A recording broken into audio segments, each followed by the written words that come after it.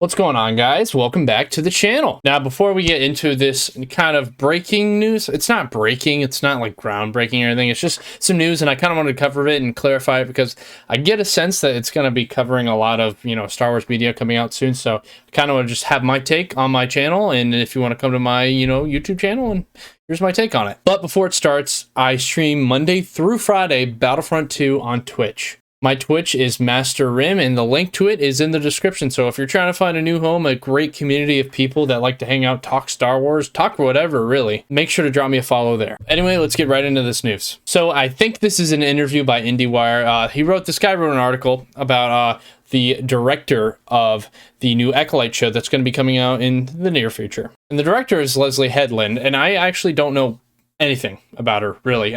Even the show she's done that people said, oh, they're whatever, I don't know anything about her, so she's kind of brand new to me, and that's kind of good, and that kind of theme of new that we're going to be talking about here. So basically, if you want the short version, basically what's going on is she said in an interview that she's hiring people who have never seen Star Wars in their entire life for this show. Now, I'm going to give my take after I read what this guy had to say and what she had to say in this whole thing, and then obviously I'm going to give my take. Headland did not want a Star Wars writer's room full of Star Wars die-hard fans.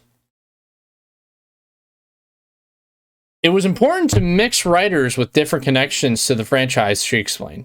There were people like myself that were like later in life Dave Filoni acolytes. I literally had one writer that was like, I've never seen any Star Wars media. And she texted me before we started the room. She's like, Luke and Leia are brother and sister? What the? Laughs. Oh boy. For Headland writers unfamiliar with Star Wars were only a plus. It was so great because I would really love to know from someone who is not fully immersed in this fandom, she said. While she did her due diligence and did a lot of background work and research, at the same time, she was somebody that we would kind of talk to and say, okay, so if we take all kind of signifiers out of it, and this is Star Wars version of X, what does that mean to you? She would be able to give some feedback. Well, I'm kind of wondering what's going on with this character and then this scene. So that's what I really wanted, an active conversation between my writers and myself, and not so much a room full of people that kind of just automatically agree with what I say. So if you want the short version, in my opinion, then hire people who don't agree with everything you say.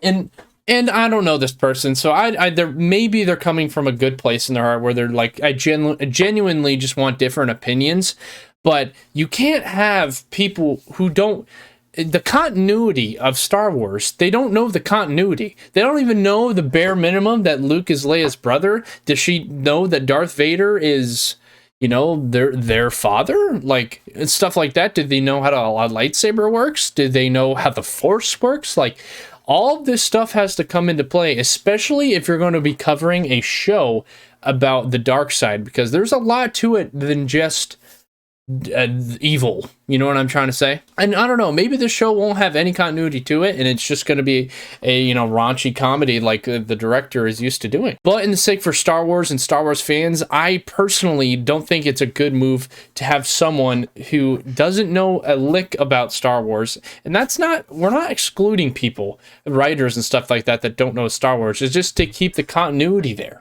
And in my opinion, if you want to change or have something different and all of that, you have to have all of the knowledge into your head. That's like someone's coming to me and they're like, hey, dude, we really need to build this car. Here you go.